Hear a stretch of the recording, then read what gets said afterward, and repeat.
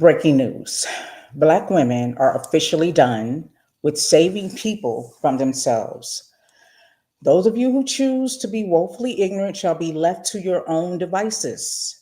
As a mother of civilization, we know and understand that tough love is a form of teaching people while allowing them to learn that when they mess around, what they'll find out, yes, they will find out that it's three the hard way.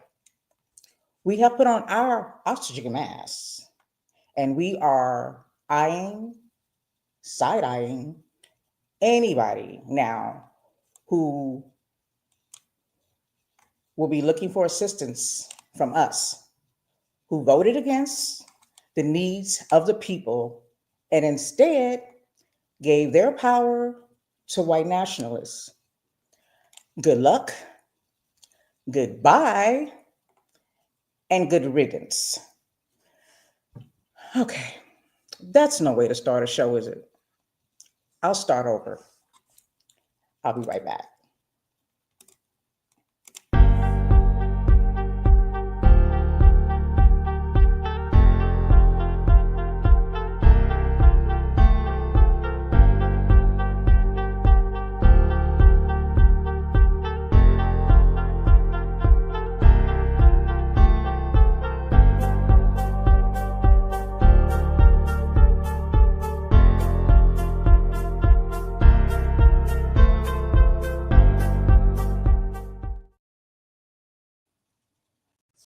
Well, hello, and welcome to In Your Ear Radio. I am your host, Latoya, so very happy to be with you on this beautiful Saturday afternoon.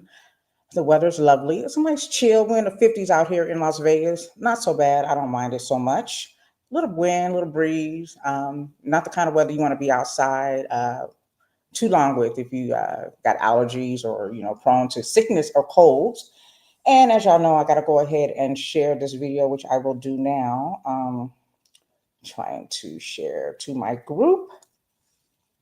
And while I do that, I'll give you guys a chance to hop in. I hope you guys are all having a beautiful day. A beautiful day. It's such a beautiful day. Any day above ground, I think it's just great. Okay, so we're done over there. So again, thank you all for joining me today on In Your Ear Radio. I am your host, Latoya. Again, I'm excited to be with you today, as I am every Saturday that we have together. Y'all know it's always a lot, right? And it's gonna be a lot considering that we're not getting any chill with the election results that we have now. So here we are, right? Here we are, and we get through it, and that's what we're going to do, and we're gonna do that as we always do, especially Black women with grace, with our strength and pride, and so that's what it is. That's what it is. Okay, let me go ahead and take a sip of my tea.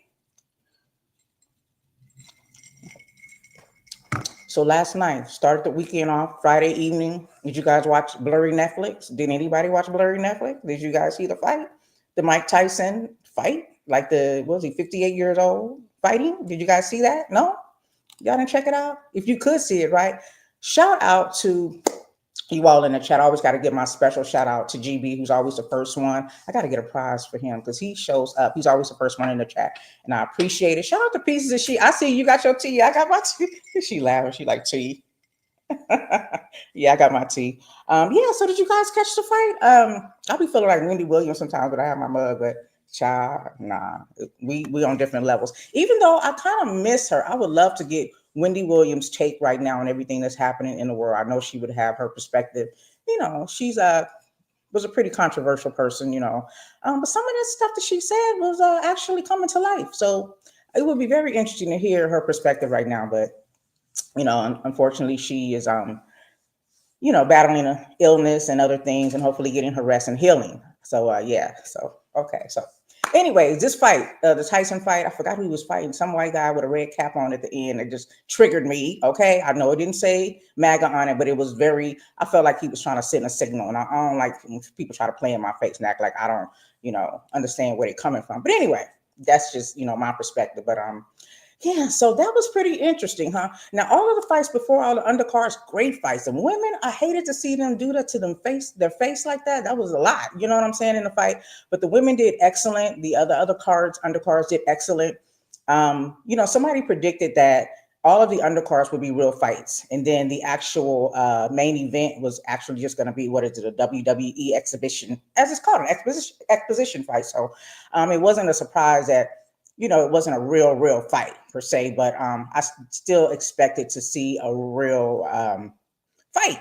I wanted to see Tyson do his thug thizzle, and I'll give him credit. He's 58, and he did look good, and he did his thing, but it was slow motion for me. After seeing the fights beforehand, that was quite a bore. So, I was disappointed in that. They could at least made it more exciting. But shout out to Tyson, who did throw in a little a little fun and excitement in the beginning when he was doing an interview. If y'all saw that G string, did y'all see the booty cheeks? Listen. Those were some AARP booty cheeks. Hootie hoo. Listen, he did that on purpose. I am not mad at him, but I'm just saying them with some AARP booty cheeks. Look, shout out to Feces and she said the white girl with the big head cheated with cheated with the head, but she did that. And a lot of boxers do that, and I don't appreciate that at all, because that's permanent damage to have a cut like that. And just because you're losing doesn't mean that you have to fight dirty. Even I think her trainer mentioned the fact that she had a huge head. So yeah, that was kind of funny too. But yeah, Netflix needs to get their streaming process over, and I need my $12.99 back. I don't think I got a quality viewing of that fight. But anyway, I still had fun. I was amongst family, and it's always a pleasure. Lots of laughter and just good times, libations, and breaking bread together. So that's the best part about getting together, especially on a fight night. But yeah, the AARP booty cheeks was the star of the show in reference to the main event, I shall say. I don't know if you would agree, but that's how I felt about it. And I like to joke because, when people, reach the age of 50 and older, we joke, call people senior citizens and say what we will say about them. But if you guys don't know, AARP is for anybody at any age. You can apply for AARP at any age. It's dedicated to people who are 50 or over. Is geared towards that age group, 50 plus. But anybody at any age can actually benefit from AARP. And if you don't know what it is, it's similar, I would say, like to AAA and things like that. A lot of discounts on certain things like hotels and travel, and just certain benefits. You get discounts, percentages, discounts on different things that they offer under their membership. And I think it's like, I guess if you pay in a lump sum, you can get it as low as under $20 a month, maybe like $15 or $12 a month. I'm not sure. But yeah, so just so for those of you who don't know, yes, I do tease about AARP, but anybody can qualify and apply and be a member. Okay. Yeah, so the fight was, it was what it was, right? Shout out to the big head and the booty cheeks. Yeah, we didn't talk last week. I know November 3rd, we did lose Quincy Jones, the late great, passed away at the age of 91 of pancreatic cancer. So I just wanted to, just acknowledge him, because we did an In Your Ear Radio After Dark last week. And it was, we was on some other stuff, and we'll get into that, because I do want to do a little slight recap on it. I don't want to re-traumatize people who watched the video and experience what a lot of us experienced. But, it's all good. In Your Ear After Dark is wild, and that's how it was intended to be. Let our hair down, laugh, and just talk about some things that matter, some things that don't, right? So that's what we did. So anyway, so Quincy Jones did pass away. He was a composer, producer. He added his tasteful polish to recordings by everyone from Ray Charles, Frank Sinatra, Michael Jackson, for sure. He brought Michael Jackson to the light. And he leaves behind 7 children and a host of grandchildren. And I heard like millions, multi-millions per child. So shout out to him for that. That's what's up, right? Okay. I like the fact that he lived a long life. We can never say how much time we really need. I'd always argue that as long as I'm in good health, sane mind, I'm able to care for myself, I think that's long enough. So being 91 seems still young to me, considering I have a grandmother and a father-in-law in those ages, and they're still thriving. They're getting around, they still do their thing, sharp minds, and, still act, still mobile, slowing down a little bit. At 91, you should be able to slow down, but I still think it's young, considering how vibrant you can still be at that age. But yeah, so rest in heaven to Quincy Jones. And Tony Todd too. I wanted to mention him if you guys aren't familiar with him. He was also an actor. He passed away at the age of 69. Greatly known for the movie Candyman. Y'all remember that? It came out in 1992. How many of y'all watched Candyman? Candyman was, Candyman was the movie, right? That was a movie. Was it Cabrini Green's project it was in? It was a horror story.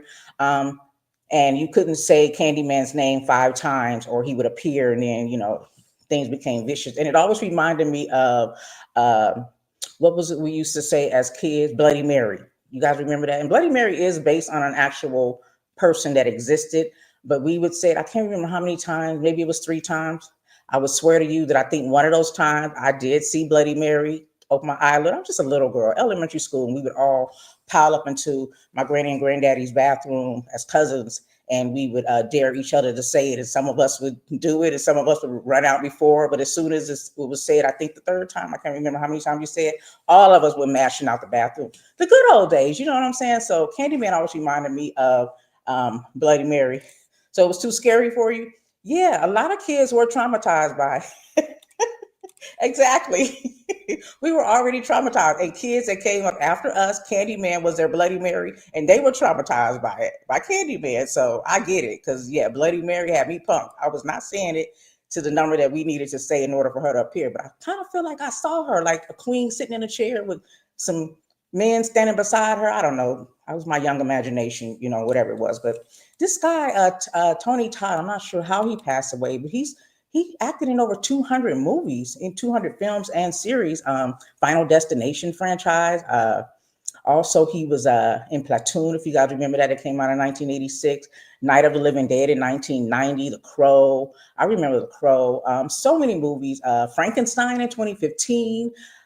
Also, Werewolf in 1987. He was in, that was a series. Also, the TV series Night Court. That was my jam. That was back in 1989. He starred in that as well as Law and Order, 1994, and so many other films. And also, he was in the Scream, The Resurrection in 2019. I think that was his last film. A good guy. I listened to an interview he did recently.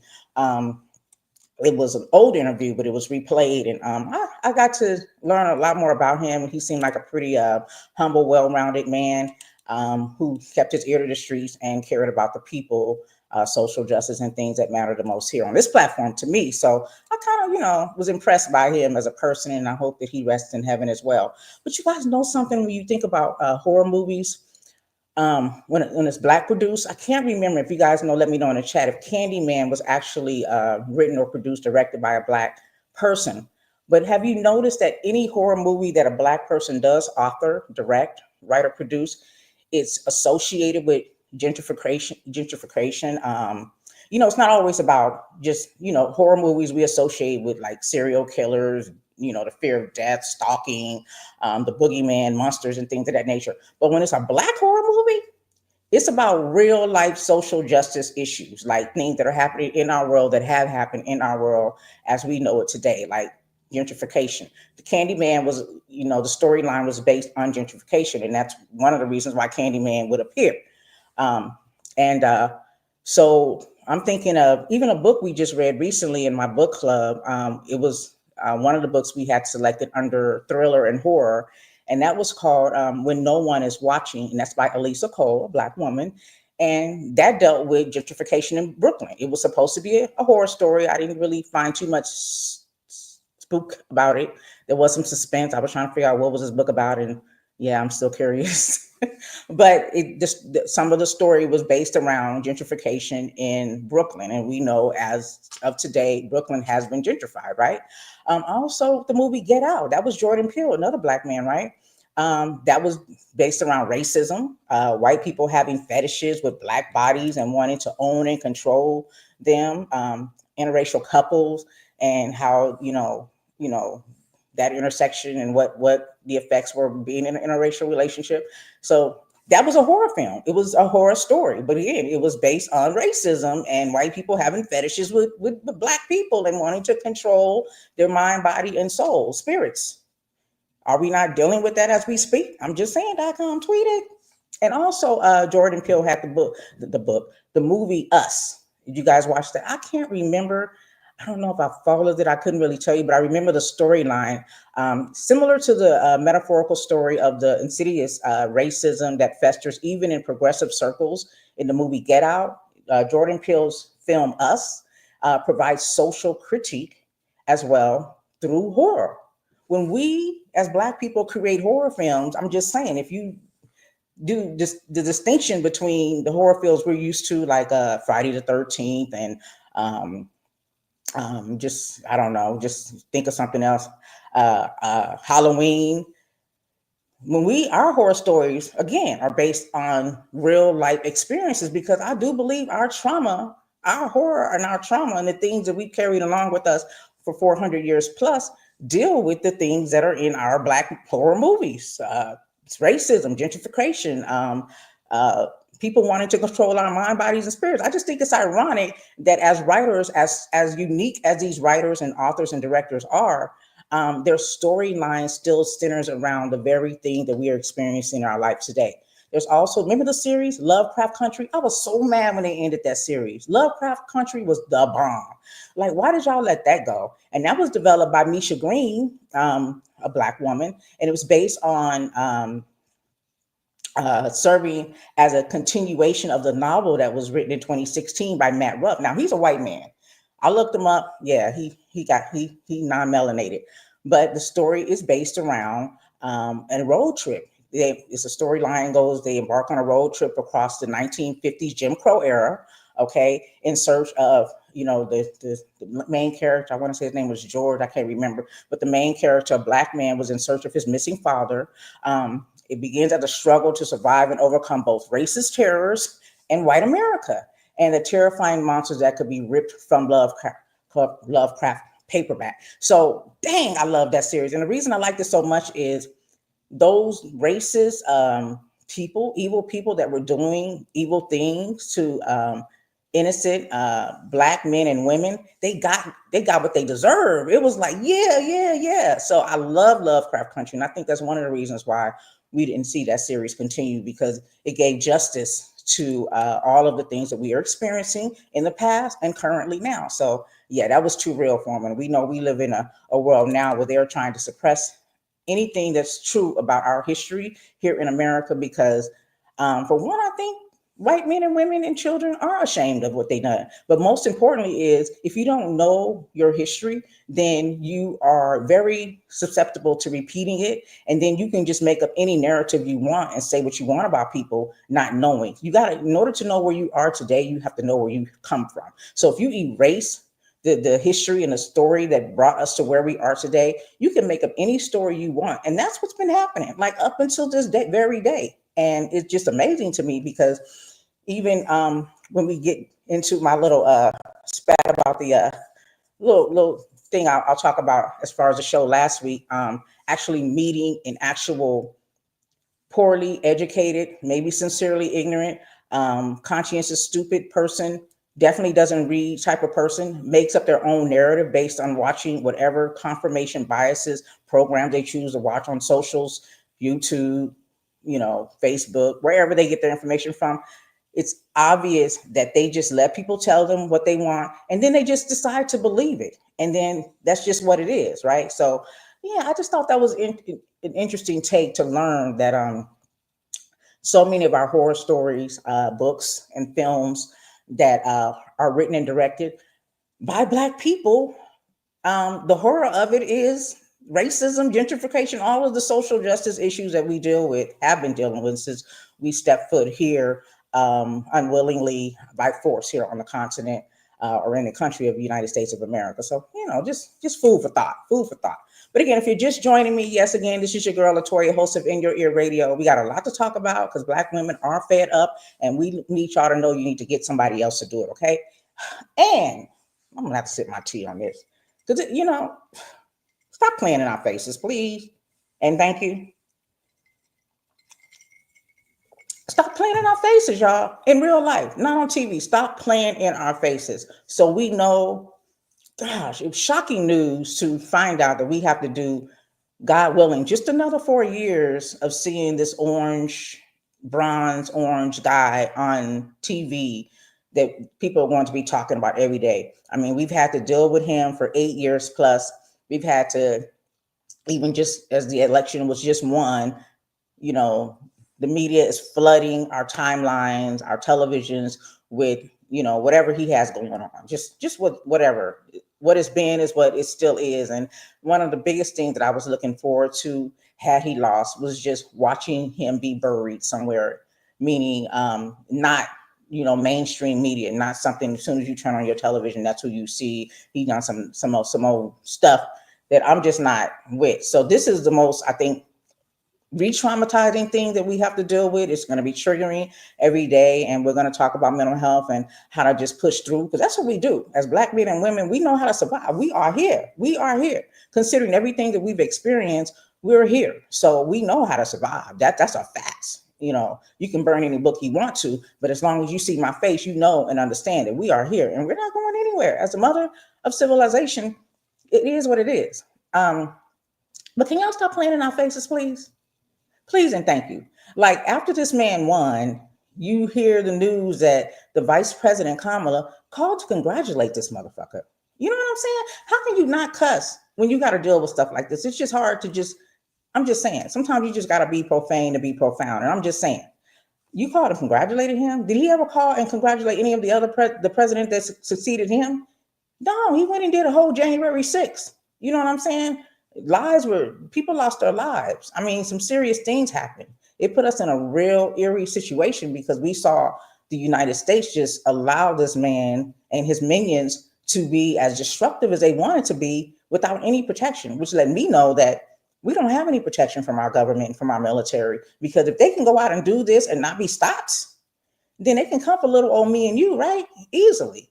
So we have to protect ourselves. But again, history teaches us that, right? If we go back to Tulsa, Oklahoma, Black Wall Street, when a white woman wrongfully accused a man of raping her on a 2-second elevator ride. I don't know how you rape somebody in 2 seconds. I mean, a world record of a ejaculation, I would say maybe 30 seconds. I don't know about 2 seconds. That's just weird. I'm just saying.com. But the point of it is that all she had to do was holler rape, and then some Black man, they come hunting from him in his nice, well-built town with doctors and lawyers and their own airplanes and hospitals and education system. People who were doing well financially and some middle class, and maybe some that weren't as financially stable, but they had their own communities, not needing anything from their white neighbors. Once they had a reason, because a white woman hollered rape, similar to the Emmett Till story, right? They came over there looking for him, and the Black people was like, oh no, that's not how we gonna do. And they stood up for him. But lo and behold, long story short, they had access to military planes in the end to bomb their town and destroy everything that these Black men and women had built for their families. There's a woman who I think she's over 100. I can't remember how old she is, but she tells her story because she's still trying to get reparations, which is what number 40 going to be number 47 Donald Trump wants to give to white people who have so-called been victims of DEI, diversity, equity, and inclusion. If that shit ain't racist, what is racist? You are a victim because we demand that those of us who exist in this country, along with you, be included. And we have to give it a label. It's called diversity, equity, and inclusion. Because if we did not demand and put in policies to protect ourselves and to allow ourselves to have the same dream that you have, pursuit of happiness, being able to take care of our kids and education, and the white picket fence, or a Black one, you know what I'm saying, a Black picket fence, we wouldn't be able to have that opportunity without making those demands and having policies implemented that would hold you accountable. This man wants to give these poor white people money for their suffrage because Black people have been included in their tax-paying society. I'm just saying.com. Yeah, it's a bit much. Yeah. So pieces of shit. She said, I'm sure Madam VP done used that MF term a lot since the election. But can you explain to me, do you think that she needed to call him? I mean, we didn't need to know that she called him if that's what she wanted to do. And I don't think that's something she wanted to do unless this is all a game. And you can't be playing in my face. And I refuse to think it was a game, because I saw this woman work too hard with so many different election stations, like multiple election stations within states, just trying to get people out. I saw her going door to door, traveling. Whenever somebody complained about her not doing this, that, and the third, she provided. And they were saying, you don't have enough for Black men. She came out with a Black agenda. When they said she wasn't, speaking to the middle class, she came with that. Everything that people complained about her Only thing she didn't stop doing was giggling, and I'm glad she didn't, because who's gonna tell you not to laugh? You got a weirdo grabbing people by the poo nanny, and y'all mad because the woman's laughs. You know what I'm saying? We gotta laugh to keep them crying. Yes, as Black women, that's what we do. It's a diffuser. When we laugh, we release. We release some of that energy that's weighing on us because we have to deal with y'all racist asses out here. Just dumb and racist. I mean, dumb and racist too. Like dumb and racist.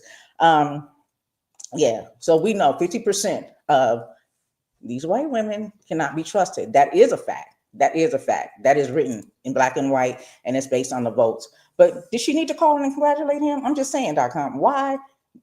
Why? I mean, why are the Democrats always trying to take the high road? You're trying to show us that, you know, you're still mature, maybe not immature, or maybe you have more. I don't know what it is, but we didn't need to see that, because this man, they called her a whore by way of a pimp. They talked about her race.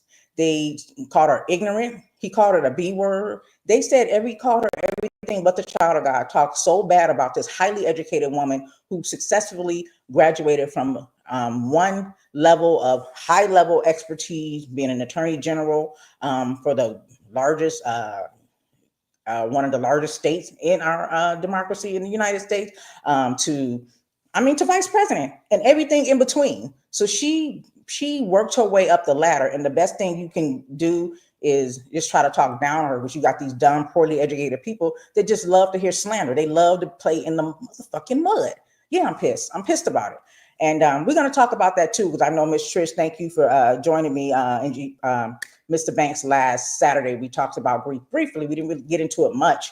The show got crashed a little bit, but it's all good. So I want to talk about our stages of grief, because we are grieving, considering what's at risk, what's at stake now that we do have to live with the new president. So yeah.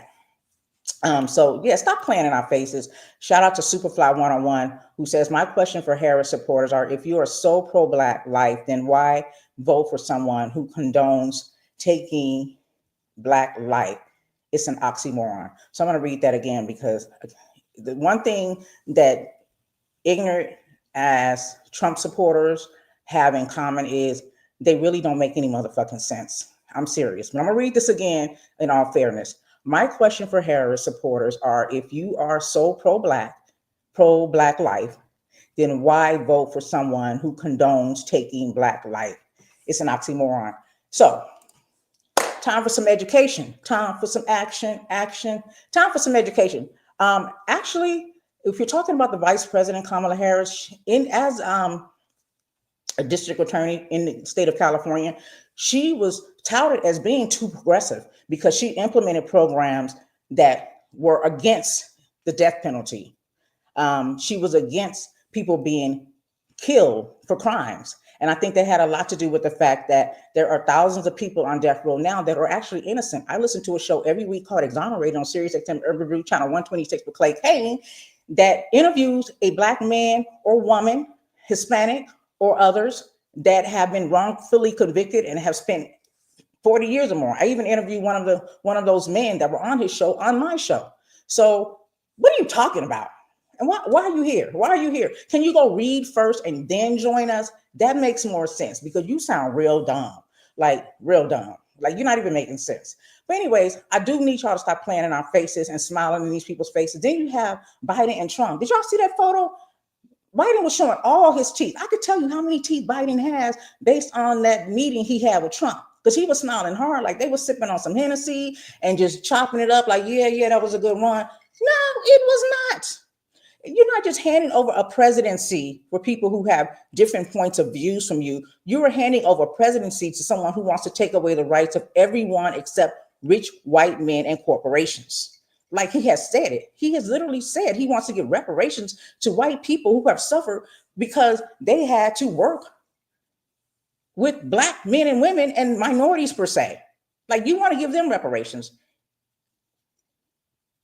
So what we kicking about? What we laughing and smiling about? See, that's what I'm saying. Some people, they can play and act like everything's cool, but this is serious. This is not a game. And while we were out here as Black women fighting for our lives and the lives of others, that include those who voted against their interests, buy Superfly 101, because you cannot articulate yourself You need to go read. I'm just saying, go read and educate yourself. Reading is fundamental. It is beneficial to your health. Okay. Um, I'm just saying.com. It's a hot mess. Phew, it's a bit much. It's a bit much. So, but why am I? Why do I know how many teeth you got, Biden, based on a meeting that you had with Donald Trump? Like, I get it. I mean, he said some awful things about you. He said some awful things about your family. And again, at the end of the day, forget the slander, forget the sticks and stones, break my bones conversation. I'm saying this man is literally a Hitler, a baby Hitler, and you smiling with him? What? I don't understand. I don't get it. Mind you, he didn't do the same for you. That doesn't mean that you don't have to be mad. We're not going to do a January 6th on them because they stole the election. But we, at the same time, we don't need to be smiling in their faces. So make it make sense for people like us, black women and men who fought, you know what I'm saying, to try to get as many people as we could to come out and vote, and maintain a level of democracy and not allow this weirdo and his minions to be in a position of power to rule over us. And now that he has that authority, you smiling like that? You doing a dental commercial for us? I'm just saying.com. Stop playing in our faces. That's what I'm saying. You shaking his hand. You can't. I'm not shaking your hand. I'm not shaking your hand. I'm not shaking hands of my enemy, my known enemy. Okay. This is what I'm talking about though when it comes to this other side. Like, y'all need to toughen up. I'm just saying, like, I'm not wedded to any party. In politics, there are no permanent friends or permanent enemies, only permanent interests. Right now, my interests lie on the side of the Democratic side because a lot of the things that I would like to see happen for my people. That includes all good people here in this country, in all races, in all ages, in whatever sex you are on that side. I know that the Republican Party, because I do read Superfly. God damn, do you got a perm? Anyway, don't get me started because I could play the dozens. But anyway, it's a hot mess. But it's just unfortunate that we go through all of this trouble to have somebody come out and be smiling and congratulating them. Why it's not a congratulation. This is a sad day. You should be wearing black. And that's the thing. You notice the vice president was wearing black, and every time you saw her since the election, since she's lost the election. Even remember when Barack Obama was considered a lame duck president? For those who may not know what that means, he was on his last term, so he's getting ready to transfer power. He can no longer run again. You can only do 2 terms, 8 years as a president, so he can no longer run again. But who passed away? Was it Soto, Justice Antonin Scalia? In the Supreme Court passed away. So there was an open seat. And so at the time, Mitch McConnell, who was a Senate Majority Leader, Republican, refused Barack Obama, the current president at that time, the opportunity to put a Supreme Court justice in that seat, considering that he was a lame duck, and said he would rather did some patriotic shit that they do when they're fighting for their interests, and then they go left on you when it's their turn, when they have the power. So he said something on the terms of, since he's a lame duck, this is his last term, we want the American people to make that decision. So meaning, once we get a new president, the determination will be based on the majority of the people voice. And so Barack could have overridden that. He could have said, nah, bro, look, nah, you know how you talk, and went ahead and seated that person. But he was trying to be, I don't know, nice. Be nice for what? Nice for what? This is what's got us here. We got a Supreme Court that's taking away everything that belongs to us right now. That our freedoms are being taken away from us. I don't have autonomy over my body, over my health. Are you kidding me? Are you kidding me right now? Oh, wow. Shout out to GB. I'm going to read his comment. He said, I used to be a crazy fan of certain sports teams, literally crazy, meaning I was willing to argue and physically fight. Them people still exist. One day I realized, even though as fans, these owners are still friends. Just saying. Ain't that the truth? And here's something about it's a good old boy system too, because even in football, you notice they have to vote on who can come into their clan. You know what I'm saying? And how many black owners do we have? Like the system, way the system is set up. I know I talked about it before, and I don't really have the actual data in front of me to give you guys, but that's even rigged. That's even set up to uphold white nationalism, white supremacy in a way when it's the majority black league. The athletes that are bringing in all that money for them are black. Okay. Um, yeah. Okay. Okay, I'm gonna give him one more chance. He's saying he's Hitler, but she's condoning killing your black children. You're confused, but the people aren't. And no, I don't have a perm. Ooh, I have. Oh no, you don't have facts. You have lies. You are a liar. But I did it. I did it. Would look better. But I did it. Would look better than that fake ran down rag. Ooh, child, you gonna have to get blocked now because you not only are you ignorant, you're you're inarticulate and dumb. So yeah, go ahead and block him, babe. Thank you. Um, yeah, you got a perm. Something wrong with your brain. Something to see through to your skull and to your brain, and you are lost. But trolls like a lot of attention. But again, I was just speaking about the lame duck thing and how Obama was being nice and didn't allow and allowed Mitch McConnell, like his master, to in my perspective, to to uh, to deny him the opportunity to have that Supreme Court justice in that seat because we always trying to play nice. But nah, bro, we need some new energy. Is all I'm saying. We need some new. We need some new energy. Yes, I don't understand why these people don't go to platforms where they can share in their ignorance together. They can have a whole ignorance party. I don't know why they come here. It's like the devil wants to destroy what's good. Like I was talking about Tulsa, how they bombed that whole community after a woman said she got raped on a 2-second elevator ride. You could be over there playing with Nancy Sue, but you want to come over here and disrupt the positive energy and the strength and what we got going on over here because you're miserable and misery loves company, but we will never be miserable no matter what you do to us, try to do to us. We still stand and we continue to fight. And that's what you're mad about because we managed to thrive, even though you wicked devils are here trying to take it down. But hey, listen, how do you eat an elephant? How do you eat an elephant, you guys? It's one bite at a time. Shout out to the late, great Joe Madison, who would use that phrase, and it taught me a lot to understand that the things that we're dealing with right now in America as it pertains to policy and politics and just racism and social justice have a lot to do with these white nationalists understanding that in order to get what they need, they have to take, please, somebody block him. In order for these people to do what they've been able to do, they've come a long way, just like we've come a long way. But they played the long game. So they keep eating away at this huge elephant in the room until they get everything that they want, which is to take us back to a time where they didn't have to ask. They didn't have to say please and thank you. They could be very disrespectful to us, take our tax dollars and tell us we had to come through the back door, call us the N-word, and be very disrespectful to the women, raping our women and sodomizing our men and doing whatever they want without any accountability. They may not all live to see that, God forbid it comes to that, but they are working in the interest of that, along with their white women, their white wives, their white girlfriends, their white sisters and their daughters. They're all in it together. And we saw that by the vote. We saw that by the vote. Yeah, so that's what they're doing, and that's what we got to do. So for a lot of people who are apathetic because we didn't get what we wanted, listen, we can't always get what we want. And sometimes the lesson is in knowing and understanding is that we got. And as Black women, we are done.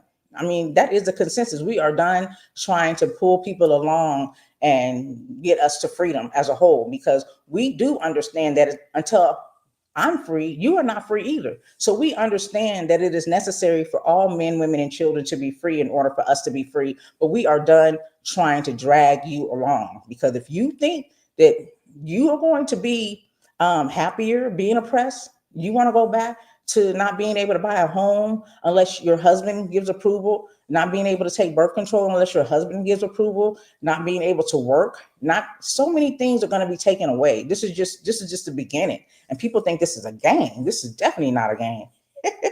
Yes. See, and this is why I'll say this for the person that's in the chat that wants to be very negative. This is why we need to have autonomy over our bodies, because he probably was born in a time where maybe 50 years ago it wasn't legal for a woman to abort a baby. Just think, we would not have to deal with him right now. He would not be in our live, considering the fact that he might have been born during a time when his mother had to have his ass. Ain't that a sad shame? Okay, I'm done with the dozens. But yes, so they are playing the long game, okay? They are playing the long game.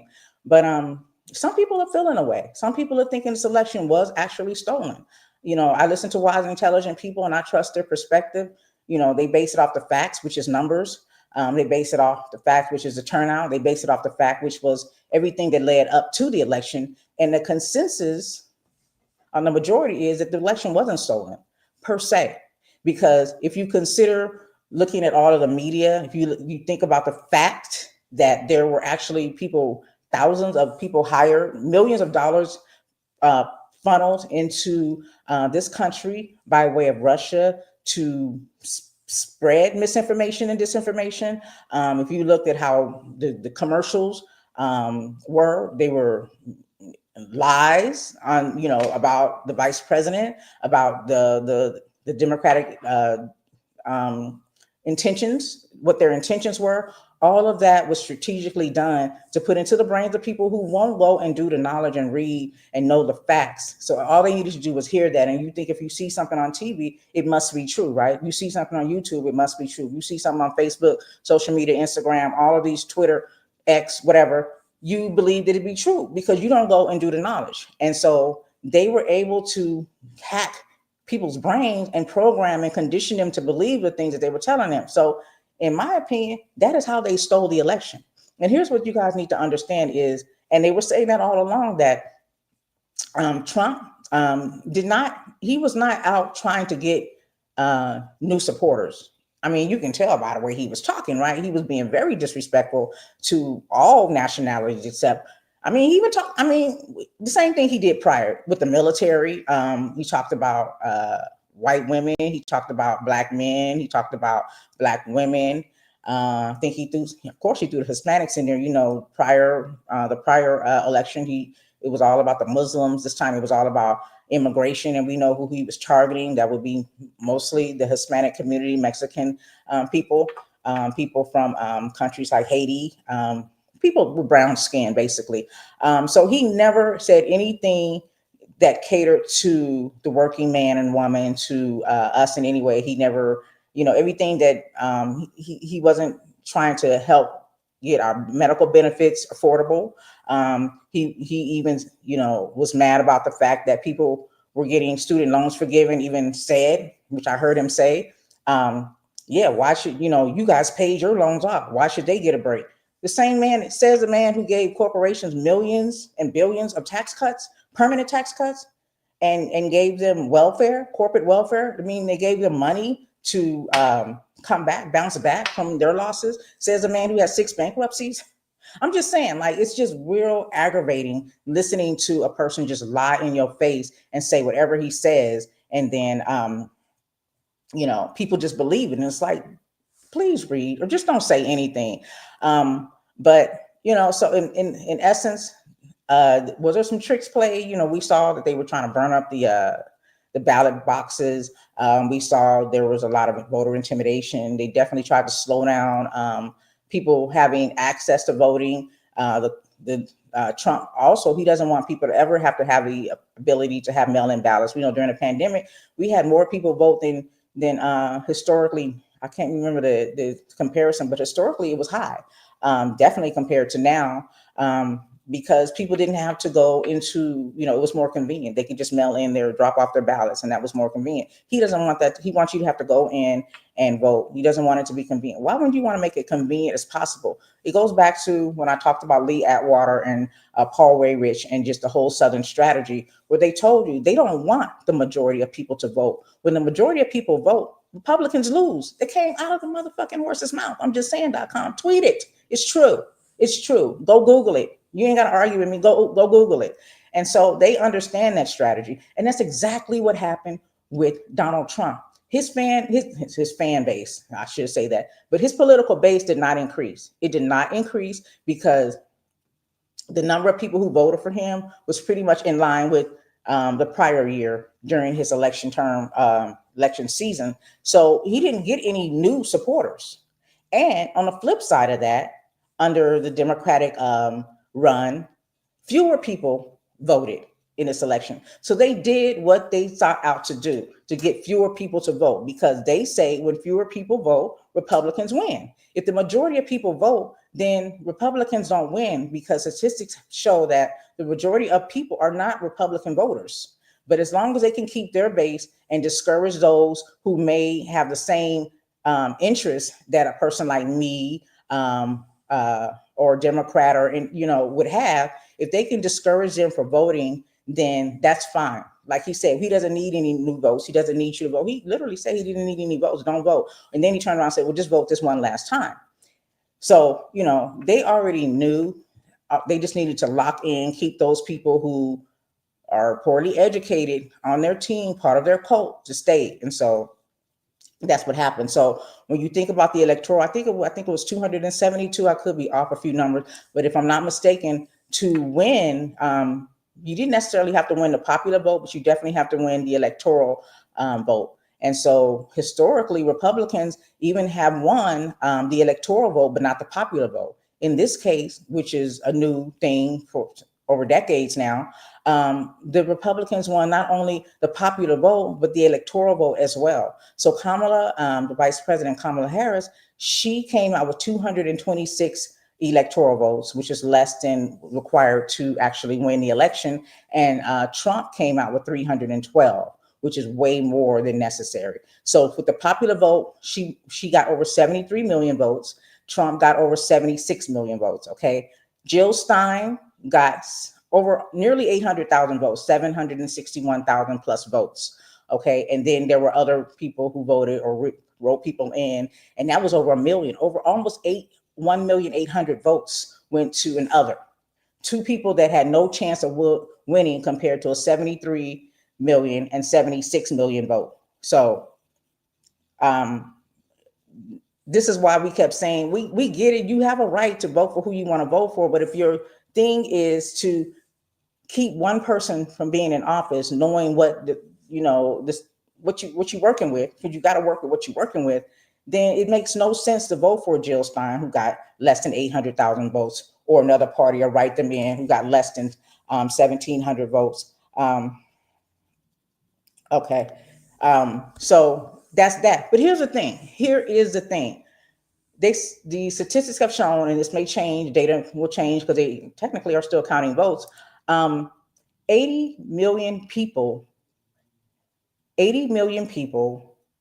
wait, it was 80 million eligible people didn't vote, first of all. So the biggest voter group is a non-voter. Remember, 76 million voted for Trump, 73 million plus voted for Kamala, 80 million eligible voters didn't even participate. But even in this election, at least 20 million fewer people actually voted. So imagine if those 20 million people actually voted. As a matter of fact, if those people who voted for Jill Stein and wrote people in, the other party or whatnot, if they had voted for Kamala, she would have actually won. She would have got 76 million, or it would have been really close, because she would have, if you add Jill Stein and the others based on the data provided as of today, she would have came up from a 73 million plus vote to a 76.2 million vote, compared to Trump at a 76.3. So 100,000 people plus more had, if they had voted, and then the other close to 2 million people or more that voted third party had voted for Kamala Harris, we would not be mourning the loss of some of the freedoms that we will be subjected to losing as we move forward. So yeah, that's what we're dealing with. So it's sad. It's really sad. That's how easy it was for people to get off their ass and go do something that wouldn't cost them anything but a few minutes of their time to go vote, and this is what we're up against. The beauty of it is, I guess the benefit is that we can, we're going to make lemonade out of these lemons, but we are now putting on our oxygen masks as Black women and men, and we're focusing on ourselves, our community, our education, all of the things that they're trying to take away from us. We're coming We're building our own underground railroad. Well, it exists, but we're forming in there. We're coming into formation. We're no longer speaking to those outside of our community about how to move forward and to protect our freedoms, because y'all ain't shit and y'all know who y'all are. Okay, so hit dog will holler. So you know who you are, and yeah. So I don't appreciate the things that we have to go through, but we get through them. We do get through them. There was a good question that was posted on one of my social pages. A lady was asking that she suggested, she said this might not be a popular opinion, but she thinks that people should have to take civic lessons and be informed about the candidates in order to vote. How do y'all feel about that? Do y'all think that people should be have civic lessons and you know have to have some knowledge of the voting system and be able to answer particular questions about particular candidates and things of that nature in order to be part of the voting system? Me personally, I say no, because that I think that's going to discourage even more people, but I understand her perspective. But you guys tell me in the chat, do you think that people should have to have a form of education to be able to be a part of the voting system? Should they have to have civic lessons? Remember, they took that out of school. They took that level of education out of school. Why? Because the poorly educated. Donald Trump said he loved the poorly educated. He says they're the most smartest people. Yeah, dumbasses is what they are. But what happens is then we don't understand how this whole system works. So now we don't even have the House. Now we don't have the Senate. Luckily, we still, up until I think it's the inauguration in January, we still have a vice president who can break a tie vote for us now. But next year, the Republicans, it's lit. They got it on lock. Unless there's some Republicans out there with a conscience that are going to vote against these demons, we're at the mercy of them, except for, again, going underground and preparing lawsuits to push back on some of the changes that we know that this new administration has already proposed based on Project 2025. So we're not going to talk a lot publicly about it, but we are going to be handling our business, and we just want y'all to know that we are tired of y'all and we are fed up. And I did play that song, When a Woman's Fed Up. I didn't actually play his voice. I actually, R. Kelly is who I'm talking about, who is the author of the song, When a Woman's Fed Up. But it was the first song that came to my mind when I thought about where I am and I'm fed up. And so, I was like, I don't play his music. I don't like his character. I don't like the things that he's been accused of. And in my personally, I just feel like he's a bad person. So you won't hear me playing his music. If it's played in a room that I'm in, I'm not going to write out of it. And here's the thing: a lot of the music that his voice isn't on, he also wrote. So there's a lot of great music out there that we are still enjoying, that was made by, I will call, a bad person, in my opinion.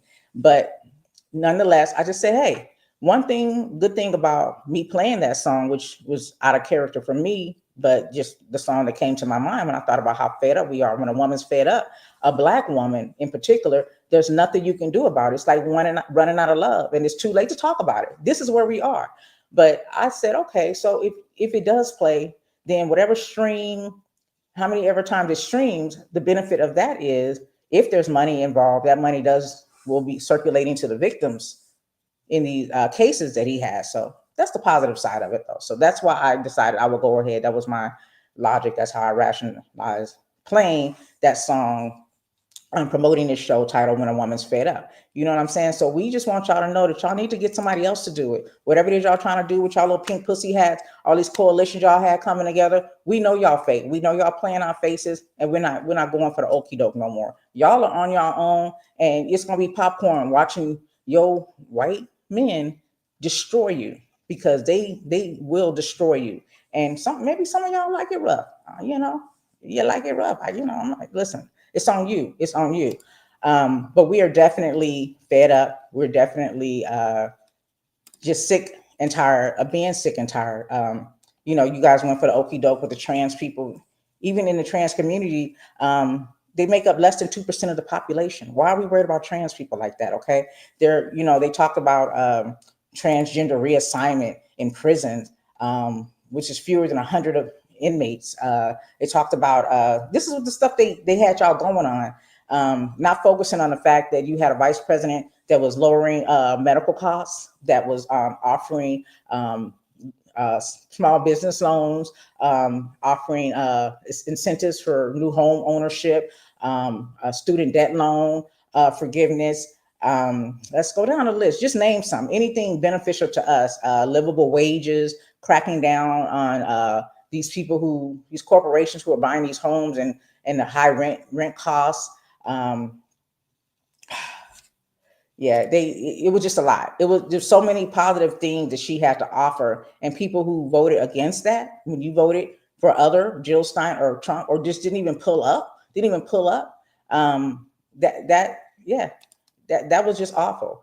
That was just awful. Um, yeah, and some of them have these little fake blue bracelets. You're right, to prove that they're on the side of the good ones. And I'm gonna say this though, because I'm a little softy to some degree. I kind of feel a little bad for people who really are on our side, who really are, even though they're non-melanated, are really are our sisters and brothers. Like they understand what the fight is, and they just happen to be have some sorry ass family members. They just got some. They were born into a weird family. Their history teaches them that they come from weirdness, right? Savagery and just hateful people who are lazy as fuck and would rather beat, rape, and abuse people and make money off of people than to get out and go get their own shit. So, I can understand that embarrassment and just wanting it to be known that it wasn't me. Because even some people were coming out saying, like, yeah, just talking about the Mexican immigrants and whatnot, you're on your own now. And I'm like, for the people that you're wagging your finger at and saying you're on your own, those actually immigrants cannot vote. If you're not a United States citizen, you cannot vote. And even if you are a citizen and you have felonies, you cannot vote. You can be president. You can have 34 felonies and be president. But if you are not a citizen, basically undocumented, you can't vote. So they didn't have a dog in this race. Those that who are trying to come here and that may are here and may be deported, they didn't have a dog in this race, but their family members did. I actually spent the night with one that was smiling with glee. You saw the gleam in her eyes when she told me she was happy Trump was elected president again, considering that both of her parents are immigrants and her grandmother are immigrants. And she didn't understand what that entailed, what the risk factors were. Like she didn't go do the knowledge on how that will affect her. Like, I know she loves her mother and her father, but this is the ignorance that we have to deal with. So, they got a lot of people deterred, so-called Christians, worrying about transgender people. Again, less than 2% of the population, less than 35 of them are in collegiate sports. And let's talk about violence. When's the last time you turned on the news and a transgender person did anything violent, stole a pack of bubble gum? I'm just saying, like, why are we maximizing the minimum and minimizing the maximum? Like, that's what y'all let them play you. They played you and you allowed them to play you. And it's just so sad. And then you had people, I heard a young Black man talking about how he didn't support the vice president being president because he didn't think that other diplomats worldwide would receive her, respect her as a woman. Again, non-educated, poorly educated, sincerely ignorant, or conscientiously stupid. Because, hello, currently in Mexico, Claudia Sheinbaum is the president as of October 2024. In Iceland, her name is Katrin, and I don't want to butcher her name, but she is a woman, stood as a prime minister for 6 years from 2017 to 2024. And the list is long. I think it's more than hundreds of people, women, Black, white, or other, that have stood in positions of president, and in some countries, they're prime ministers, the same credentials, but different titles, but they still fall under the same form of leadership. In Ethiopia, Saleh Work, I'm going to mess up her name too, but this is a woman. She is the president for 6 years from 2018 to now. Okay. In Trinidad and Tobago, there's a woman president for 5 years from 2018 to 2023. So we ain't new at this. We true at this. And then go back, young man that says a woman can't lead, even though she birthed your ass and sustained you by feeding you by way of her breast through milk, made sure you live, something a man could not do, which is maintain your existence up until the point that you can stand on your own 2 feet. Like, we are fucking super people, super powered people. And you sitting up here reducing us to what? To what?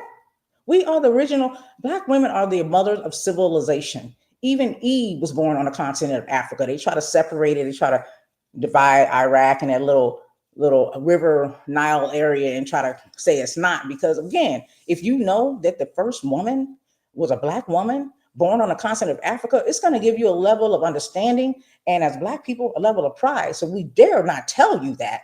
But go do that. Go read and learn for yourself and stop letting people fool you and play in your face, because we are sick of y'all dumbass people. We're tired of it. We're over it. We are over it. And it is what it is. But there are so many female leaders, women leaders from past and present, and even in Iceland, very peaceful place. I heard she's a very great leader, Katrin, if I'm pronouncing her name correctly. But there's been heads of government. I just went and did the history from 1918 to 2024. Hundreds of women globally that have led. So I'm like, why would you let that come out of your mouth? That means you have not read, and you're a college student. But again, you think they dumb now coming out of college? They're trying to make it even more. They're trying to make these people even more dumb. You know what I'm saying? They don't want you to know shit. Okay, because when you're stupid, then you can be led. You can be led astray, ran amok, hoodwinked. You know what I'm saying? Your brain can be hacked, and they can just control you, and you can just be drinking Kool-Aid. Okay, but Black women are fed up. Okay, and this is where we are. 59% of white men voted for Trump. 47% of 52% of white women voted for Trump. Black men, 78% of us supported the vice president. Black men, Black women, 92% of us supported Kamala. Latino women, 61%. Latino men, 44% supported Kamala. And the grouped in with the other races, 50% of those people who voted outside of the races I mentioned supported Kamala, 45% didn't. They supported Trump. So people will cut off their nose to spite their face. And, like I said, you want to feel sorry for people that went on their blue braces and saying, look, we not one of them. But we done trying to sort through that, because I don't know what you could have done. Because some people say, well, those your people, you should have been able to talk to them. And I can't even hold that to you, because I know people that I'm very close to that I nearly begged to vote and couldn't get them to do that. So I don't know how hard it could be to tell a white man to share in equality with other people when he's been conditioned to think that he's somehow should run. I can't, because I can't say that you think that you're superior, because I don't know how. If you just think about just the history of us, the things that we had a Black woman that invented the 3D. We have Black women that have made changes that affected space in NASA. We have Black men who did heart surgery, like invented things that have changed lives. You think about Henrietta Lacks, who we still to this day use her cells to save lives. Like, we are superpowers. We are superhuman. You can't tell us that's what it is. You just want to oppress us and suppress us because you're lazy as fuck. I'm just going to just say it. You're lazy and you're evil. Okay, because it just doesn't really make much sense. But just recapping After Dark, that's what the conversation was. Talking to a woman, every time something came out of her mouth, she didn't have any facts. Yeah, the GPS.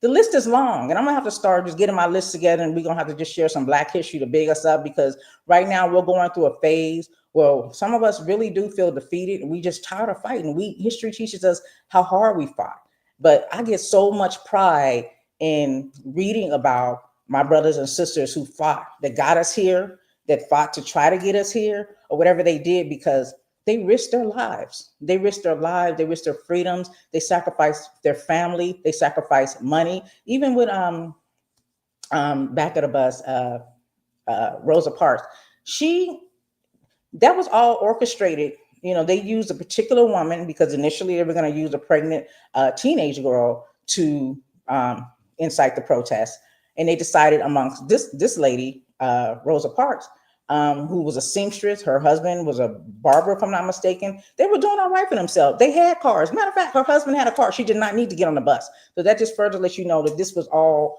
planned, because they were protesting racism. They were protesting inequality, inequity, and all of those things. And so they got together and came up and constructed a way to protest initially. And in the end, it took them 2 years, but they stopped getting on these buses. They walked or did what they had to do to make it happen. But I take pride in these people that did so much to make it so that somebody like me and somebody like you can sit here and talk today and be able to continue to fight, because it doesn't end. I remind you guys every time we come here that this is not heaven, this is earth. So there's always going to be a mixture of good and bad, good and evil. It's just what it is. So we're always going to be fighting. So just know and understand that, and just be prepared. We're just passing through. And while we're here, let's make a name for ourselves. Mike Tyson said he's not interested in having a legacy. I am. With my grandkids, when people ask about who was Latoya and what she did, I want to be able to talk like I talk about Harriet Tubman. I want to be able to talk about people, Sojourner Truth, and brothers Malcolm X and Martin Luther King, and all of the names that don't come to mind, but there's just so many. I want to be able to just people to talk about me in that light that they talked about them. Maybe not doing the exact same thing, but knowing when I was here, I fought for all of us. I fought for all of us, and I want that to be known. But in the words of a local artist here, a brother who goes by the name of Casino, and had a song that said, "I'm not tired, I'm exhausted." Listen, I'm not tired.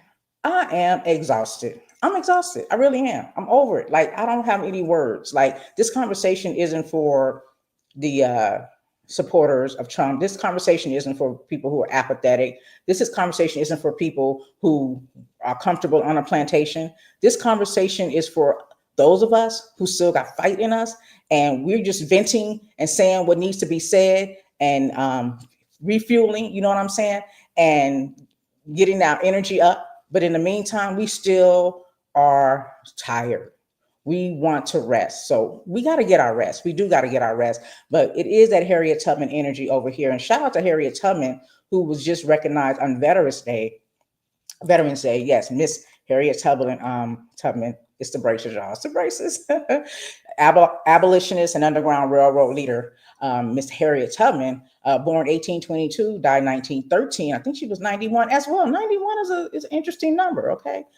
You know, in this conversation. But she was the first woman in the U.S. to lead an armed military operating during a war, which was posthumously commissioned as a one-star general in Maryland. National Guard on Monday. She was the first woman to lead the troops in battle. And yeah.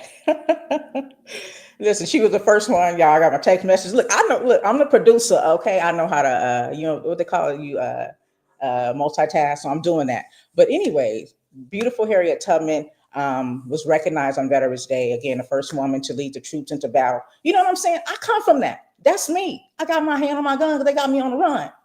And I'm sitting wherever she at in Philadelphia, waiting on the outcome, Pennsylvania, waiting on the outcome. You know what I'm saying? Free my people. That's all that's on the sister's mind. But at the same time, oh, that's Tupac. Never mind. Let me go back. Let me go back to what I was talking about. So yeah, she is reported that she rescued maybe 70 enslaved people, made it maybe 13 or more trips back and forth to and from Pennsylvania to free people. Got the nickname Moses because of it. She ended up suffering a seizure at the age of 13 after a white man who was her slave owner, because she was born enslaved as well as her parents. She did obtain her freedom. And again, she didn't just get her freedom and then just go post up. She understood that until you are free, we are all shackled. So her freedom was shackled to your freedom. She could not be free if her family wasn't free. But mind you, some of them people stayed on the plantation, one which happened to be her husband. But that didn't stop her from bringing those along who wanted to go. So we're living in those same times. So when people tell me, oh, when we talk about slavery, oh, I couldn't have done that. They wouldn't have done that to me. Motherfucker, you'll be doing the same thing you're doing right now. Whatever that is, good or bad, indifferent. So this woman, though, there were people who stayed on the plantation here and now. As I speak, there are people who stayed on the plantation, who voted third party, who didn't vote at all, who just get in your chat and say the most dirty, nasty things, uneducated, unarticulate, can't even articulate themselves enough to even make it make sense. You know what I'm saying? That's who you are. So we might look different, but we're living in those same times with some different freedoms, because people like the late great Harriet Tubman fought for us to be able to do what we're doing now. And they're trying to take us back. So shout out to her for getting on Veterans Day, being recognized. She definitely deserves it. And just to remind you guys, the coin that they have for her, which was, it is still part of the mint circulation until January 25th. So if you're Eumenthasis, and I'm still thinking I'm mispronouncing it, but Eumenthasis is a person who purchases coins this would be a good investment, and just to have. You might want to pass it along, tradition, to your family members, grandkids, or whatever. But there is a gold and silver coin still available to January 25th to purchase that has Harriet Tubman on it. And you know, politics is part of the fabric of the United States of America. In order to even phase out the penny, you need an act of Congress. They have to vote on phasing out the penny.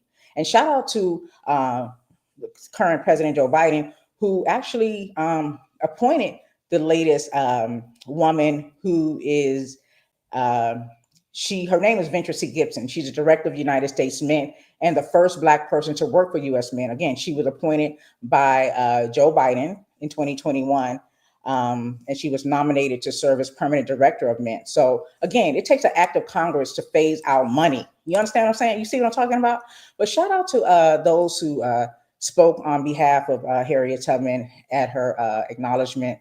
And one of the posts was by the Major General Janine Burkhead, who said Harriet Tubman should be revered, always for risking her life and her own freedom and the cause of justice for the enslaved. She went on to say that now we make the grassroots honor in a formal way to proclaim that Harriet Tubman was courageous, she sacrificed, she's a skillful leader, and she advanced in the survival of a nation. That energy lives in me. When I even read about her, I feel that energy, and I thank God that I have the spirit to want to fight. And I know that me fighting is not just for me. I'm good. You know what I'm saying? I'm straight a little bit, but my people ain't.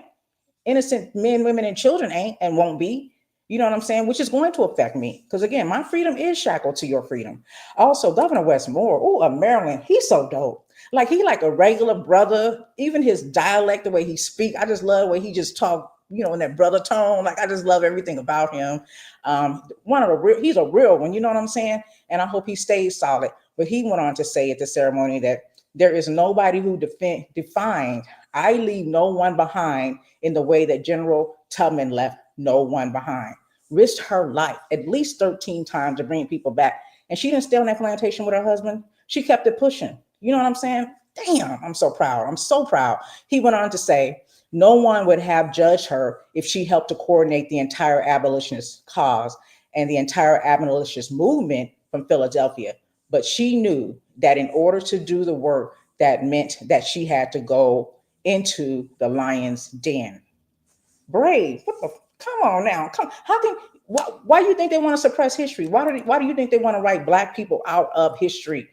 If you are learning this as a child, this is the kind of stuff underground railroad conversation. I'm gonna just give you a little excerpt. This is the kind of stuff we should be teaching our kids at home. Some of us are. Thank you. But for those who are late, it's still time. This is the kind of stuff we need to instill pride in us, because once we know who we are, then nothing can stop us. So we need to be educated on the spirit and energies that we come from. That is in our DNA. We come from that. And they try to suppress that because they want us to be apathetic. They want us to walk around and be subservient to them. That's what they want. And they good at it. I'm not mad. The way they work, I can't be mad at them. They stay on the same page with it too. Over here, we're not monolith.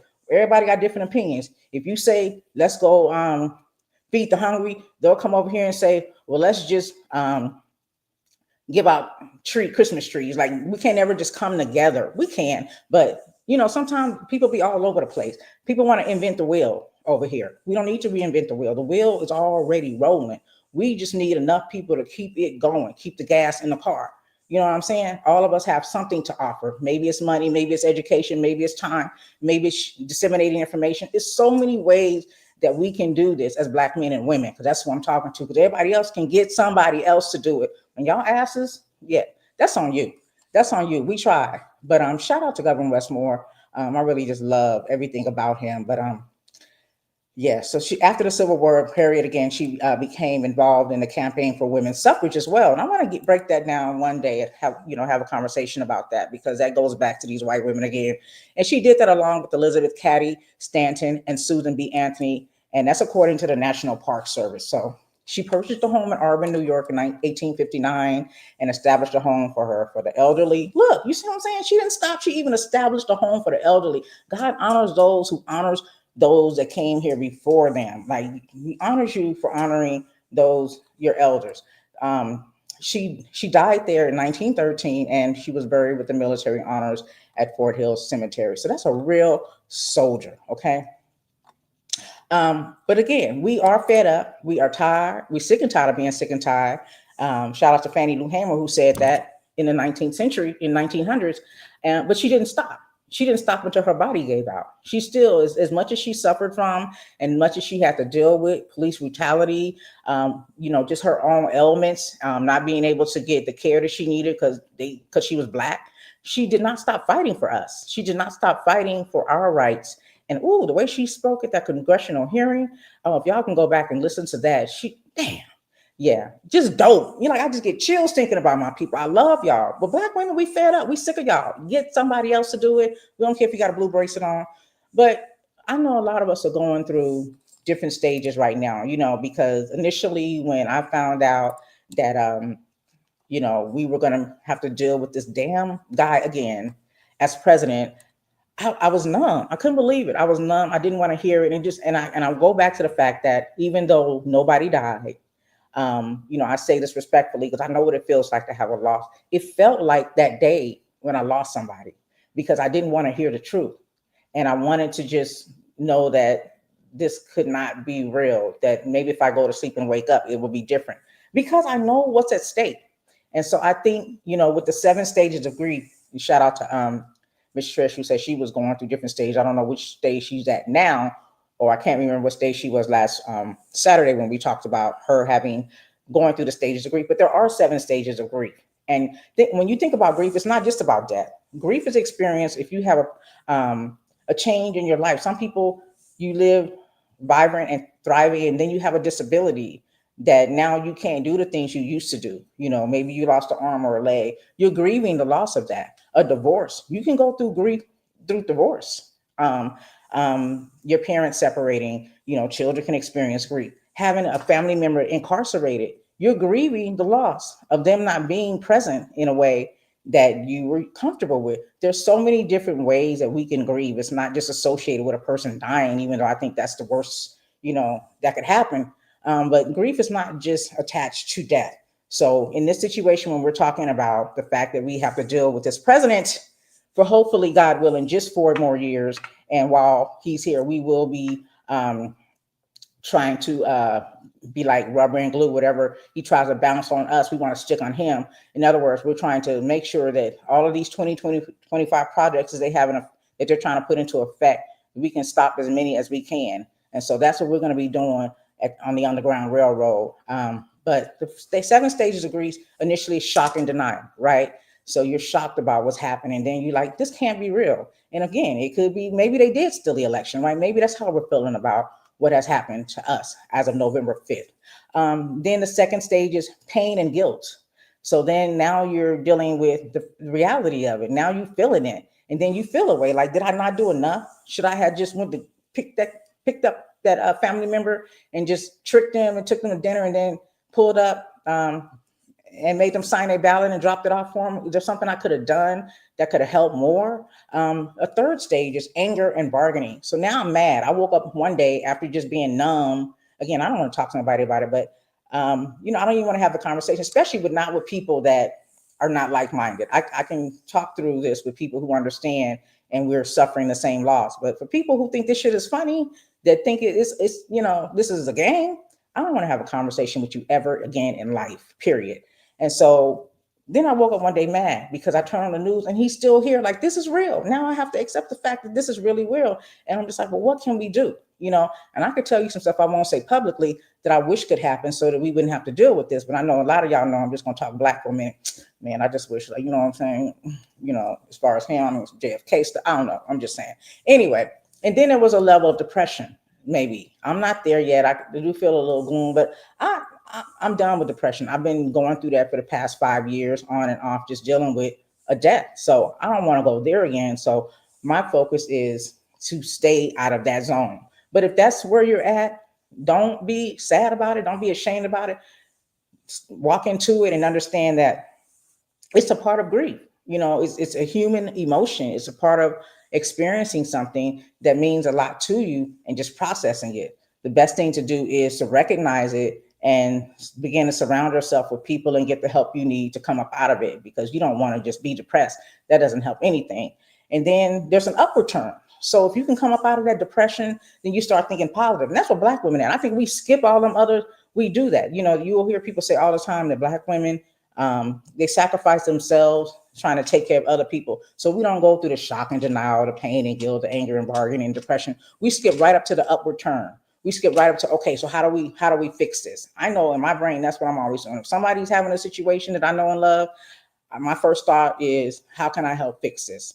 Because that's going to help me with my shock and denial, pain, guilt, anger, bargaining, and depression, honestly. But it's not the healthiest way to do things. We need to process things.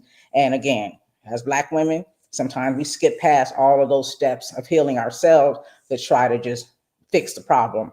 And then there's reconstruction, which is the second stage of grief, reconstruction and working it through. So this is where we're at already. Like, we kind of need a break. We are inhaling and exhaling, because we don't just inhale, because inhale is your last breath and then it's over for you. When you die, you inhale and that's it. So we're not just going to inhale.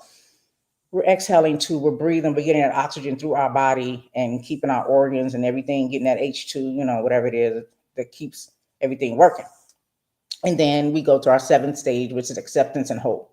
And that's where we're at. So again, as Black women and men, we skip over all these things, which is not healthy, because we still have to process those things. We might not be consciously processing shock, anger, pain, guilt, depression, and bargaining, but in fact, we are processing it. We might lash out. We might, communicate differently. We might, neglect certain hygiene aspects. We might get just discouraged about life and just being a part of this whole electoral voting system and whatever.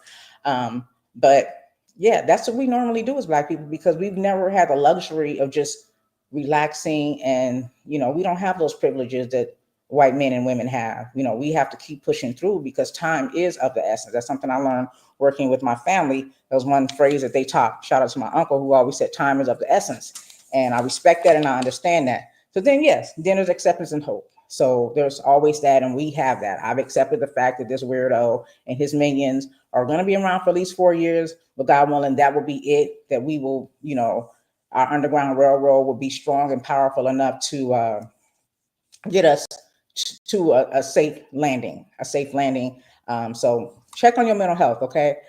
Check on your mental health, and don't let yourself be dismayed by what's happened. As bad as it is, we're still here. And I've, given you examples of people who have fought through and brought us a long way, brought us a very long way. So yeah, you just know that those people who voted for that man, they don't care about policy. They never did. They care about white supremacy, and they care about maintaining a power structure that doesn't even benefit them. You think about even during slavery, the majority of white men and women were poor. And there was an elite, rich few that happened to own slaves. And those are the people who were making money. And one of the fights at that time was amongst poor white men and women was the fact that um, um, we were taking their jobs. They could not get income because we were taking their white jobs, picking cotton, except we weren't getting paid for it. What's different now? People that are picking whatever they picking now aren't technically getting paid, or at least if they are, not enough. So yeah. And what's really crazy is, because again, we're talking about the poorly educated, those sincerely ignorant, those who are conscientiously stupid. When you look at the electoral map, like I said, it was dripping blood, and just a little bit of blue. The blue states. The blue states are, based on the statistics, have a higher. The blue states that did support Kamala have a higher. What am I trying to say? They're more educated. So the top 5 blue states that supported the vice president or the Democratic Party are have the most degrees. They're more higher. They have a higher education compared to the 5 states that majority voted red, or for the Republican Party and Trump, have the lowest level of education. So let that sink in. Just let that sink in. So ignorant people do ignorant things, y'all. They really do. They do really ignorant things. And the blue states bring in the most money and pay the most taxes. Where do you think those tax dollars go to? Like a state like California, they send so much tax dollars into red states to help with welfare, to help fund programs and things that are happening in those states. So it's just so weird that people are so pro Republican when Republicans aren't pro people, they're pro corporations. They thrive off of poverty. This is how these slave owners maintain their riches, by keeping people poor. And what they learned is by how they're able to maintain a level of poverty is through lack of education and ignorance. And so think about it. Even when the Black African was enslaved, we were not allowed to read. It was prohibited to read. And when they did, they condition us by way of Bibles and what they wanted us to know, to believe to be true. No different from what's happening today. It looks different. Maybe they didn't wear red lipstick back then. You know what I'm saying? But the same system has been in effect since the 1600s, the early 1600s. So they're using the same system and they're not deviating from it. We're just fighting to make sure that they don't get a don't get their way. We're fighting to make sure that we don't go all the way back. So just think about that. The top 5 states that voted blue have a higher education, have the highest education levels, or the highest number of educated people. The education level is much higher there. And in the red states, the top 5 states that voted red are they have the lowest level of education. And again, blue states send more tax dollars to red states than the latter, than the other way around. So just think about that. Yeah, they created a slave Bible. So y'all, if y'all think y'all not being manipulated, even those who are so proud to be MAGA, even you dumb motherfuckers, yeah, you're gonna have to get somebody else to do it, because we're not coming to help y'all. We're not giving y'all no information. We're not trying to save y'all. Literally, you're gonna have to get somebody else to do it. So, and my thing is, because you hear this man talk about states' rights. He supports the Confederacy. Remember, the Confederacy wanted to be able to have their own state where they could still have slavery. They still wanted to be able to sit on their ass, rape women, and sodomize men, and not have to pay us for our labor. So they wanted to still be able to do that. And that's why they went to war. And they wanted to have the states' rights to do that. And Donald Trump touts states' rights. He gave the right for governors to decide what medical rights women are going to have when it pertains to their uterus. He gave them individual states' rights. How does that make sense? And these are the arguments you have with ignorant ass people. That's why I don't want to have those conversations, because it makes my head hurt. I can't, you just too dumb for me. I'm sorry. Like, if I don't know something, I'm just going to listen. And then if it sounds like it's weird to me, I'm going to go and read about it and learn. I'm not just going to take somebody's word for it. You know what I'm saying? But these people do it, and they say it with their whole chest, and they're proud to be loud and wrong, loud and wrong and wrong and wrong. And it's really sad. But my thing is, their strategy is to bring us back to states' rights. They want to give governors, they want to make governors their own mini presidents. And shout out to some of these governors in blue states, Gavin Newsom to name one, that are being proactive right now to try to get ahead of these people that want to make governors mini presidents, where they have control over our freedoms. Where you cross, we have certain things that happen now. In some states you can smoke weed, some states you can't. Some states you can open carry, some states you can't. Just imagine now, some states you can, you have autonomy over your body as a woman, in some states you can't. Imagine when it comes down to, civil rights, when it comes down to affirmative action, when it comes down to just the natural freedoms that we've been gifted by our ancestors through their fight. Because remember, no white man or woman woke up with a conscience and said, you know what, I'm gonna give them black folks civil rights. I'm gonna give them affirmative action. As a matter of fact, these things were able to be replaced. Even with civil rights, it was open to be reviewed every 10 years. So that lets you further know that they weren't really supportive of that. They were just, they had to do something. They had to do something. Because remember, you can't just tax us without representation. It's not going to be no taxation without representation. So we made them do that. And we're going to continue to make them do some things at the Underground Railroad. Yeah, and then you got this man promoting a bunch of inexperienced cabinet members. Steve Miller is one of the ones. He's a proposed deputy chief of staff. So sad. If you guys don't know Stephen Miller, he's an American political advisor who served as a senior advisor for policy in the White House director speech writing to Donald Trump previously. And his politics have been described as far right and anti immigration. He was previously the communications director for then Senator Jeff Sessions. If you guys don't know about Jeff Sessions, please go read about him. He is another demon. He also, Stephen Miller, blocked money to Black farmers. Here's another thing. So, again, we talked about Donald Trump trying to give reparations to people who have suffered from DEI, people who have benefited from DEI. Well, Black farmers sued because they were being shut out of loans that were implemented to help all farmers. It wasn't for a race wide, it was just for farmers to be able to maintain their land. And these men, the powers that be, circumvented their progress by throwing away their loan applications or telling them the deadline was this date when it was another date, so they would miss the deadline. They did everything they could to prevent these farmers from benefiting from the funds that were available to all farmers. And so when Black farmers sued them and were awarded the money, it was labeled to Black farmers. The white men turned around and sued them, saying that was racist.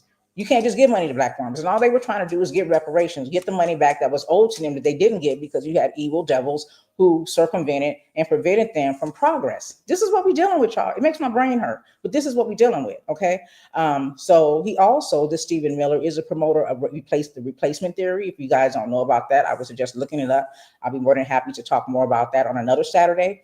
And he is one of the authors of Project 2025. So talking to this Mexican woman that I spent the night at her house meeting her for the first time, who happens to be a family member, she said that Trump said he had nothing to do with Project 2025. And also he had Project 2027. He said he didn't know anything about that. And I'm like, really? Funny. Do you know how many people that are authors of Project 2025 that are actually people he's appointed and worked with, he's been advisories of his office? Like, just read. Don't come over here being mean and saying negative things because you just, I don't know, you didn't wash your ass or your ass itch. I don't know what your problem is. Why are you over there mad? You can't get no sex. I don't know what your problem is. But don't just come over here being negative. Go read. The truth shall set you free. You will feel peace. It might upset you a little bit. It will, because once you realize you've been hoodwinked, bamboozled, and ran amok and led astray, it is very shocking and eye-opening. But it's going to wake you the hell up. So I'm going to encourage you guys to try to find some good books to read. Like I said, I'm a member of a book club. So grateful for. We will be meeting tonight, and I'm excited. I'm always happy to be with my girl. That is my form of therapy, and getting back to reading is a beautiful thing. Even though most of my books have been audiobooks, but I'm working on it, y'all. But reading is so fundamental. However, you got to get that information in. Knowledge is power. Don't let anybody take that from you. Do not be willfully ignorant. Do not be consciously stupid. Okay.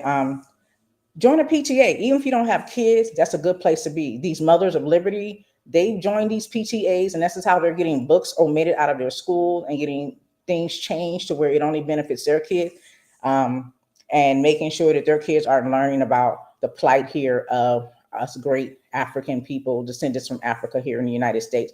They join these PTAs. Okay. Just a little underground conversation I just had with you, just a little preview.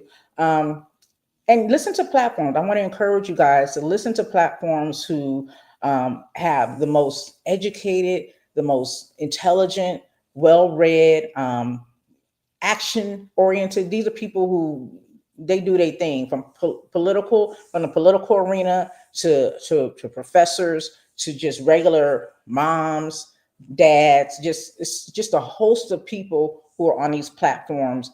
Go and be a part of them, and just lend your ear to the knowledge, because you're going to learn so much. I know I have. Go listen to Urban View on channel 126, Sirius XM. If you have satellite radio, you can get an app, and you can probably get 3 months free. And then after then, it's probably like $6 a month for those of you who can afford it. And just go listen to that channel, sun up to sundown, and you will be fed. Also, the Black Star Network. That is Black owned. And if you aren't familiar with the name, it's Black owned by Roland Martin. You're going to get a lot of stuff that's going to feed you as well. So I want to encourage you to do that. I was also seeing there was a website that connects you to people who are doing some form of work. I kind of looked at it, and I need to research more, but I'll just give you some breadcrumbs if you want to go check it out. It's called mutualaidhub.org, mutualaidhub.org. and it'll you can just pick a state and it'll tell you what's going on in that state. There are people underground at the railroad that are doing some things in your city or state in the country that you might want to, just if you're trying to find a place to link up with. So go do that and find some fun things to watch and read. I will suggest watching Martin. You cannot watch Martin and not laugh. I don't care who you are. If you watch Martin and you don't laugh, there's something wrong with you. I'm just saying, go check yourself in. Tell somebody your laugh box is broke because you're gonna watch Martin, you're gonna laugh, and that's just one of the things. But binge watching something really keeps me focused off the negative energy and just gives me a release. So I encourage you guys to find something that makes you feel warm and fuzzy and happy about life.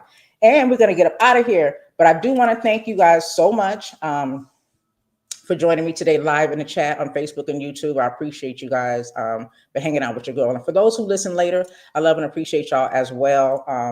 And we'll do this again next Saturday. Before I close out, I also want to say, we I'm talking to the black men and women right now, okay? Because all you other people, y'all have to get somebody else to do it. We got to put on our own oxygen mask, and we side eyeing you if you even look like you need us to help you, because we did all we can do for you. It's all about saving ourselves now. But we are literally the portal from which light is transmitted through. We are, okay? We are literally the portal from which light is transmitted through. Black women are the mothers of all humanity. We are the mothers of civilization. Every human being came through us, okay? And we were born from the great on the great continent of Africa. And even in the Bible identifies us there. We talk about Adam and Eve, and again, they'll try to confuse you, but I need you guys to know this. The first woman's existence was on the continent of Africa. Okay. We are very special people. We are very special, and people hate us for it. People hate us for it. I love you too. I love you too so much. I can't wait to see you. And let me go ahead and just applaud y'all. Let me give my applause in and thank y'all.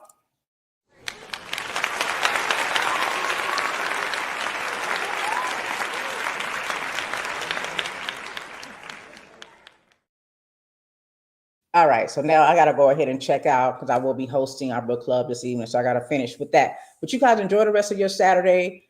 Have some fun. Again, thank you so much for hanging out with your girl. And I'll be back next week, okay? All right. Enjoy. Yeah, get somebody else to do it. Get somebody else to do it. Got you, got you. All right, y'all.